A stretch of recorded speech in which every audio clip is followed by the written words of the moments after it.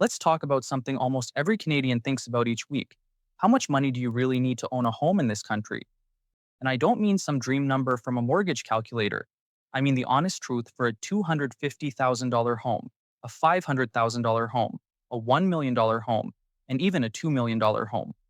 So if you've ever looked at a listing on realtor.ca and wondered who's buying these places, stay with me. By the end of this video, you'll know where you stand and what it really takes to own a home in 2026. Let's start with the basic rules, because they matter. In Canada, your minimum down payment is 5% on the first $500,000 of the home price. Then it's 10% on the part between $500,000 and $1.5 million. And it's a full 20% on any home priced at $1.5 million or more. If you put down less than 20%, you have to pay CMHC insurance. That cost gets added to your monthly payment. On top of that, every buyer must pass the federal stress test. This means the bank checks if you could still pay at a higher rate. They use your contract rate plus 2% or 5.25%, whichever is higher. Right now, the Bank of Canada rate is steady at 2.25% for the first half of 2026. 5-year fixed rates at the big banks sit between 3.9% and 4.6%. So most buyers are tested at about 5.9% to 6.6%. Let's start at the bottom of the ladder, the $250,000 home. 10 years ago, this was a starter home in most Canadian cities. Today, you'll mostly find these prices in smaller towns. Think of places like Moncton, St. John, Regina, Saskatoon, Thunder Bay, and Cape Breton. Most of what's left in this range are condos and older detached homes. With the minimum 5% down, you'd need $12,500 up front. Then add closing costs of about $5,000 to $7,500 for legal fees, land transfer tax, and inspections. Your mortgage would be about $237,500 with insurance added.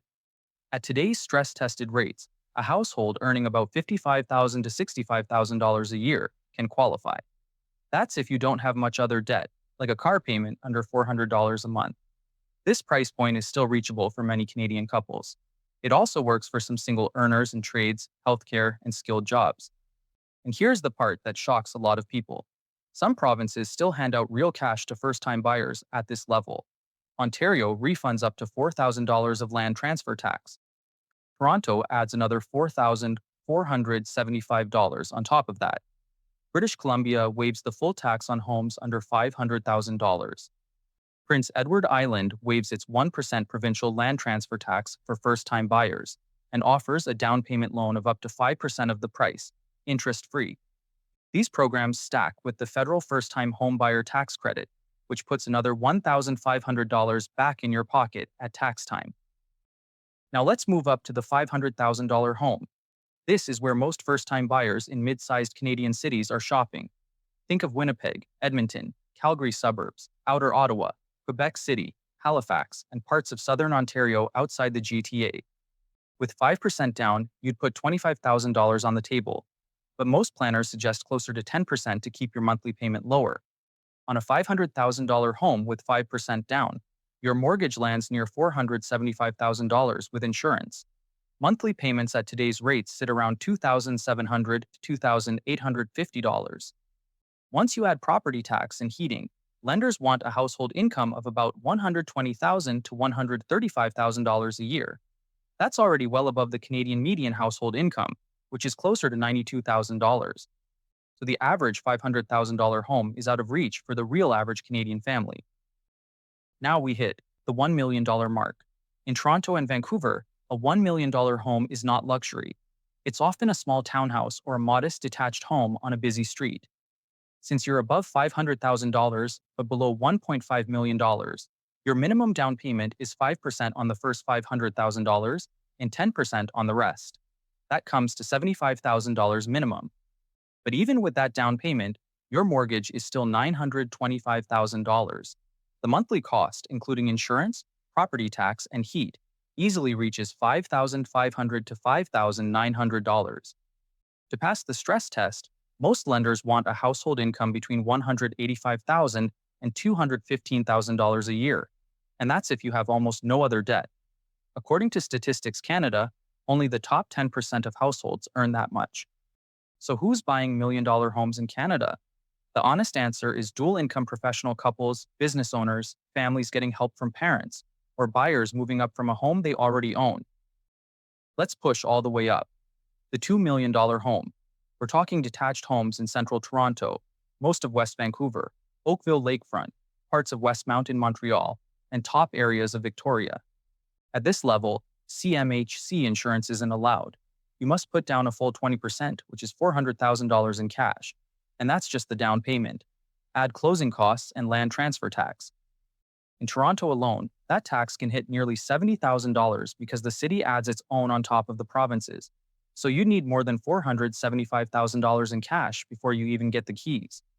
Your mortgage of $1.6 million costs about $9,500 to $10,000 a month at today's rates.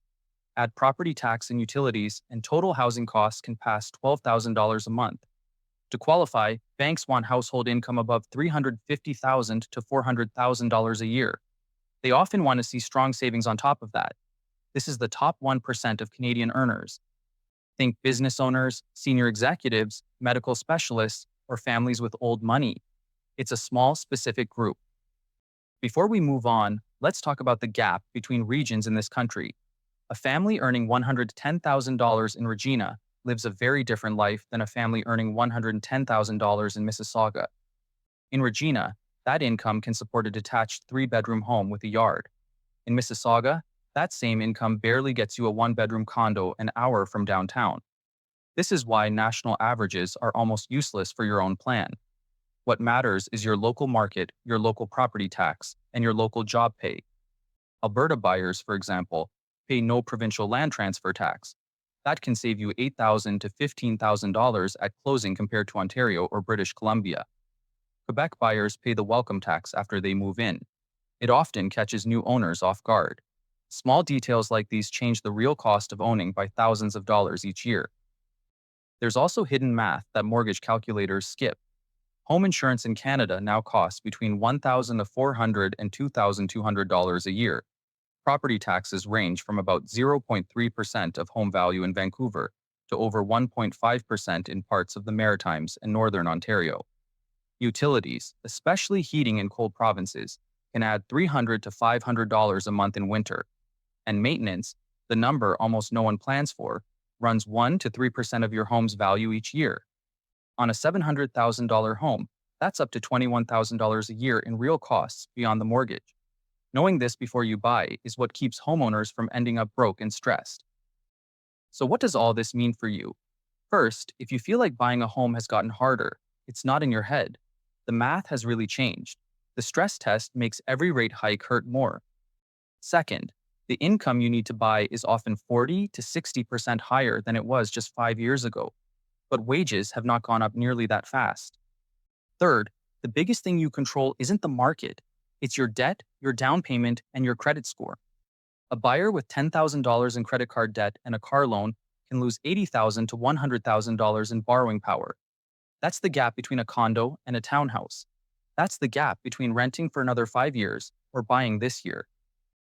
If you want to buy in the next 2 to 3 years, here's where to focus. Pay down every dollar of high-interest debt as fast as you can. It directly raises how much a bank will lend you. Build your down payment inside a first home savings account. It gives you a tax break going in and tax-free growth coming out, up to $40,000 in total. Add the homebuyer's plan from your RRSP. It now lets you take out up to $60,000 tax-free for a first home. A couple can put well over $200,000 toward a down payment using these plans if they plan ahead. And finally, get your mortgage pre-approval before you fall in love with any listing. Knowing your real number saves you from heartbreak and from spending too much.